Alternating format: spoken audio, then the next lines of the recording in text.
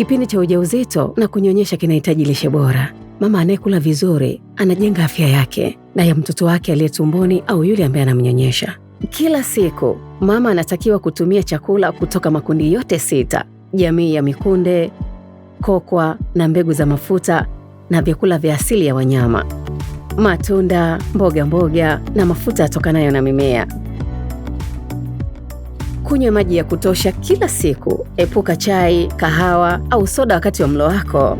Vinaweza kuzuia ufyonzaji wa virutubisho. Lishe bora ya mama ni zawadi kwa mtoto. Unapomtunza mama, unamwezesha mtoto kuanza maisha kwa afya. Tumia vidonge vya kuongeza damu kila siku. Vinasaidia kuzuia upungufu wa damu na kulinda ukuaji wa mtoto.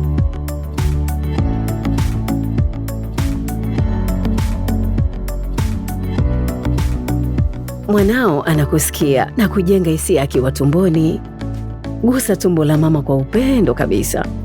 Msemeshe na mwimbie mwanao ili aanze kutambua sauti yako na kujenga upendo kwako. Mama pia unaweza kufanya hivyo hivyo. Gusa tumbo lako na ongea na mwanao. Hudhuria kliniki kama inavyoshauriwa na wataalamu kwa ushauri wa ufuatiliaji wa afya yako mwenyewe.